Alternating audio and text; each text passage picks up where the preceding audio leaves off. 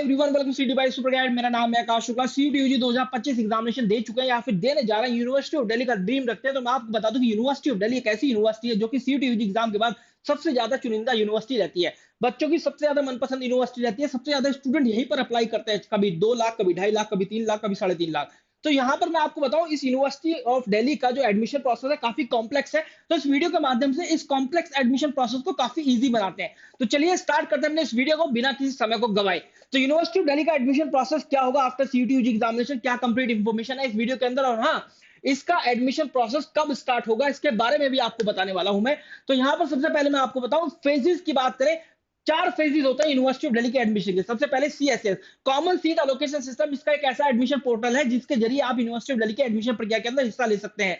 Number 2 है courses and college की preferences. तो ये जो है, आप जहां पर कॉलेज एंड कोर्स के चुनाव करते हैं, यूनिवर्सिटी ऑफ दिल्ली को बताते हैं कि भैया ये मेरा कोर्स है, इसके लिए मैं ये कॉलेजेस का चुनाव करता हूं। फिर दूसरा कोर्स ये है, इसके लिए मैं इन कॉलेजेस की चुनाव करता हूं। तीसरा जो है सीट एलोकेशन कम एडमिशन, बहुत इंपॉर्टेंट होता है। जब आपको यूनिवर्सिटी आपके सीयूटी के स्कोर के हिसाब से, आपके रिजल्ट के हिसाब से आपकी मन चाहे कॉलेज या फिर कोर्स के अंदर एडमिशन दे रही होती है। ऑब्वियसली बात है, आपको कट ऑफ क्लियर करना पड़ता है तभी आपका एडमिशन होता है। चौथा जो है फिजिकल डॉक्यूमेंट वेरिफिकेशन, तो ये कॉलेज के एडमिट डिपार्टमेंट द्वारा किया जाता है। अब इनको बहुत डिटेल में समझ लेते हैं। सबसे पहले सीएसएस का फॉर्म फिलिंग, तो आप जाते हैं यूनिवर्सिटी ऑफ दिल्ली की एडमिशन की वेबसाइट पर, जो कि है ugadmission.uad.ac.in। जितनी भी तमाम एडमिशन रिलेटेड जानकारी है वो सभी आपको यहां पर मिलेगी। इसके बाद आपको रजिस्टर करना होगा सीएसएस पोर्टल पर। यहां पर आपको सीएसएस पोर्टल का लिंक मिल जाता है, सीधा रिडायरेक्ट हो जाते हैं आप सीएसएस पोर्टल पर। आप वहां पर जाएंगे, अपने आप को रजिस्टर करेंगे, अपने जो डॉक्यूमेंट्स है सारे अपलोड करेंगे, अपनी क्लास 12 की मार्कशीट और डिटेल्स, और अपनी क्लास 10 की मार्कशीट डिटेल्स, अपनी पर्सनल डिटेल्स, वो सारी चीजें वहां पर फिल करेंगे। अपनी एकेडमिक डिटेल्स हो गई, और डॉक्यूमेंट जैसे कि आपका एससी एसटी, ये वाले डॉक्यूमेंट भी आप वहां पर अपलोड करने वाले हैं। एससी एसटी का डॉक्यूमेंट, या फिर ईडब्ल्यूएस का डॉक्यूमेंट, या फिर ओबीसी एनसीएल का डॉक्यूमेंट, या स्पोर्ट कोटा है, या कोई एक्स्ट्रा करिकुलर एक्टिविटी है उसका कोई कोटा आप लेना चाहते हैं, उसके सभी डॉक्यूमेंट आप वहां पर डालेंगे। और सीयूटी का एप्लीकेशन नंबर, जैसे आप सीयूटी का एप्लीकेशन नंबर डालते हैं, आपकी कुछ कुछ पर्सनल डिटेल्स जैसे कि आपका नाम, आपके फादर का नाम, आपके सिग्नेचर, आपका फोटो, वो अपने आप ऑटोमेटिकली पिक कर लेता है। आपके सब्जेक्ट के अंदर अपीयर होता है, ये भी उठा लेगा। ठीक है। इसके बाद कोर्स एंड कॉलेज की प्रेफरेंस। फेज 1 लगभग 25 से लेकर 30 दिन चलता है, लगभग 1 महीने का समय देता है, लेकिन 25 से 30 दिन के अंदर खत्म हो जाता है। फेज 1 के बाद फिर स्टार्ट होता है फेज 2। फेज 2 तभी स्टार्ट होता है जैसे सीयूटी का रिजल्ट आ जाता है। जैसे कि यहाँ पर मैं बताऊं आपको, मोस्ट प्रोबेबली ये होगा जुलाई फर्स्ट वीक के अंदर फेज 2 आपका स्टार्ट हो जाएगा। और अगर आप बात करें फेज 1 की, तो अभी स्टार्ट होने वाला है कुछ ही दिनों के अंदर, मतलब कभी भी स्टार्ट हो सकता है। अगर आप बात करें फेज 1 की, जहां पर आपको अपने आपको रजिस्टर करना है यूनिवर्सिटी दिल्ली की वेबसाइट पर जाकर। तो भैया फेज 1 एंड होने पर फेज 2 स्टार्ट हुआ, जहां पर आप एक से ज्यादा कोर्सेज और एक से ज्यादा कॉलेजेस का चुनाव करते हैं। जैसे मैं एक कॉमर्स का स्टूडेंट हूं, मैं बीकॉम प्रोग्राम चूज करता हूं, तो बीकॉम प्रोग्राम के लिए कौन कौन से कॉलेजेस हैं वो सारे के सारे मैं डालूंगा। फिर उसके बाद मैं बीकॉम ऑनर्स चूज करता हूं, तो सारे सारे कॉलेज डाल दूंगा। फॉर एग्जांपल, अगर मैं बी ऑनर्स इकोनॉमिक्स के लिए भी एलिजिबल हूं, तो बी ऑनर्स इकोनॉमिक्स चूज करके फिर से सारे कॉलेजेस डालूंगा। इसको बोलते हैं प्रेफरेंस शीट। और क्योंकि प्रेफरेंस शीट के अंदर आप सबसे पहले प्रेफरेंस उस कॉलेज की या कोर्स की देते हैं जो कि आपकी प्रायोरिटी लिस्ट में होता है। जैसे कि फॉर एग्जांपल बीकॉम ऑनर्स की बात करें, तो सबसे पहली प्रेफरेंस आपकी होनी चाहिए SRCC, Shri Ram college of commerce, जिसका पैकेज काफी अच्छा है, कॉमर्स स्ट्रीम के लिए जाना जाता है। फिर उसके बाद हिंदू हंसराज किरोड़ीमल, और ये आपका Delhi college of arts and commerce, Venkateswara, ये सारे कॉलेजेस निकल कर आते हैं। ठीक है, इसको बोलते हैं प्रेफरेंस शीट। तो यहां पर इसके बाद आपको एक काम और करना पड़ता है। फेज 2 के अंदर आप सब्जेक्ट मैपिंग करते हैं, जहां पर आप यूनिवर्सिटी ऑफ दिल्ली को ये बताते हैं कि भैया मैं उन्हीं डोमेन सब्जेक्ट के अंदर अपीयर हुआ हूं जो कि मैंने क्लास 12 के अंदर पढ़े थे। तो आप अपनी मार्कशीट और अपने जो भी सीयूटी एग्जाम के अंदर जिन भी डोमेन सब्जेक्ट के अंदर अपीयर होते हैं, उन दोनों की मैपिंग करते हैं, उन दोनों को मिलाते हैं, इसको बोलते हैं सब्जेक्ट मैपिंग। और ये यूनिवर्सिटी ऑफ दिल्ली बोलती है कि आप क्लास 12 वाले सब्जेक्ट ही होने चाहिए आपके सीयूटी एग्जाम के अंदर। अगर ऐसा नहीं है तो हम आपका स्कोर नहीं उठाएंगे उन सब्जेक्ट के लिए जो कि आपने out of the syllabus, out of the class 12 वाले डोमेन ले लिए हैं। ठीक है। इसके बाद आता है फेज 3। फेज 2 एंड होने के कुछ ही दिन बाद आपका फेज 3 स्टार्ट हो जाता है, जहां पर आपको सीयूटी के स्कोर के आधार पर आपके कॉलेज या कोर्स के अंदर एडमिशन मिल रहा होता है। जो भी आपने प्रेफरेंस शीट बनाई थी उस हिसाब से अगर आप कट ऑफ क्लियर करते हैं पर्टिकुलर कॉलेज या कोर्स की।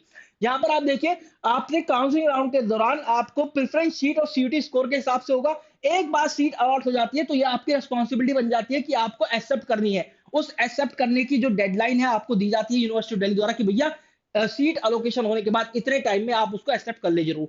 आपने एक्सेप्ट कर ली, इसके बाद एक्सेप्टेंस के बाद कॉलेज के पास नोटिफिकेशन पहुंचता है कि भैया आकाश शुक्ला ने जो है सीट एक्सेप्ट कर लिया, फटाफट इसका डॉक्यूमेंट वेरीफाई जो वेरीफाई करना शुरू कर दो, वेरिफिकेशन प्रोसेस स्टार्ट करो, तो कॉलेज जो है मेरी डॉक्यूमेंट वेरिफिकेशन स्टार्ट करेगा और फिर मुझे कुछ टाइम बाद वहां पर लिखा हुआ आएगा। मैं बार बार अपने पोर्टल को ओपन करके देखता रहूंगा कि कॉलेज मेरे डॉक्यूमेंट वेरीफाई किए या नहीं। तो मैं बार बार देखूंगा, वहां पर आएगा डॉक्यूमेंट वेरिफिकेशन सक्सेसफुल।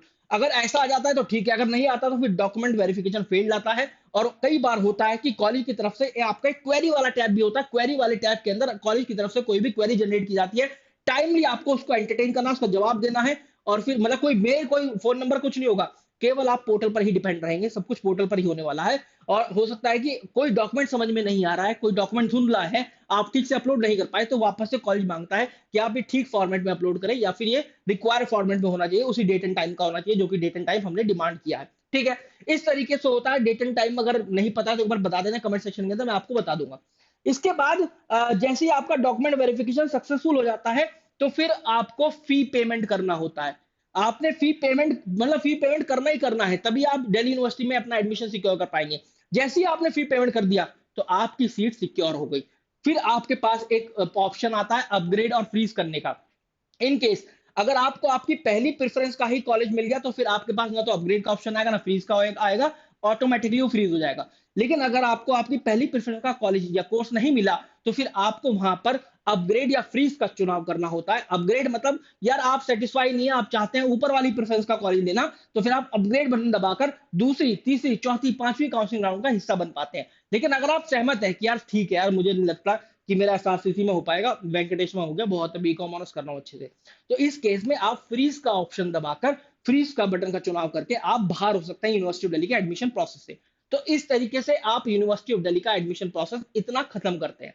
इसके बाद यहाँ पर बहुत इंपॉर्टेंट हो जाता है कि डॉक्यूमेंट वेरिफिकेशन की बात करें, यहाँ पर कुछ और भी मैंने बताया वो होगा आपको, ये रहा अपग्रेड एंड फीस ऑप्शन। ठीक है, ये अपग्रेड एंड फीस ऑप्शन है। इसके बाद फिजिकल डॉक्यूमेंट वेरिफिकेशन, आपने पूरा का पूरा डॉक्यूमेंट, पूरा का पूरा एडमिशन प्रोसेस ऑनलाइन कंप्लीट कर लिया, उसको बोलता है प्रोविजनल एडमिशन। ये बोलती है यूनिवर्सिटी, कोई भी यूनिवर्सिटी, उसको प्रोविजनल एडमिशन बोला जाता है। आपका पक्का एडमिशन तभी बनता है जब आप जिस कॉलेज या कोर्स के अंदर आपका एडमिशन हुआ है, आप उस कॉलेज या कोर्स में जाकर, मतलब उस कॉलेज के अंदर जाकर, कोर्स में तो कैसे जाओगे, उस कॉलेज के अंदर जाकर, उसके एडमिन डिपार्टमेंट में जाकर आप अपने डॉक्यूमेंट जो है वेरीफाई कराएं कि सर ये रहे मेरे ओरिजिनल डॉक्यूमेंट, वो रहे आपके कंप्यूटर में मेरे जो इनकी सॉफ्ट कॉपी, अब ये ओरिजिनल डॉक्यूमेंट से मेरी सॉफ्ट कॉपी जो है आप मिलान कर लीजिए। आपकी सॉफ्ट कॉपी जो है ये मिलान हो गया, सक्सेसफुल हो गया, तो ठीक है, वो बोल देगा you are free to attend the classes, this is your ID card, welcome to the Hindu college, welcome to the SRCC. एक ऐसी फीलिंग आने वाली है।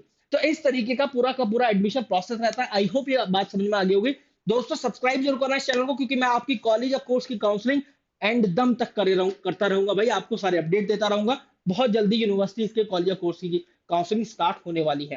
Thank you very much. Like कर सकते हैं, वीडियो को शेयर कर सकते हैं। कोई भी कमेंट है तो आप जरूर से, मतलब कोई भी क्वेरी है तो आप कमेंट के माध्यम से, मैं बोल रहा हूँ कि कोई भी कमेंट है तो क्वेरी के माध्यम से बता सकते हैं। भाई कोई भी क्वेरी है तो आप कमेंट के माध्यम से मुझे बता सकते हैं। कमेंट सेक्शन आपके लिए फ्री है, मेरे लिए नहीं। मैं तो भाई वो देखता हूँ कि बच्चे ने ये सवाल पूछा है, इस पर वीडियो बनानी है, ठीक है, तो वो आपके लिए है, उसका जरूर से जरूर इस्तेमाल करें। Thank you.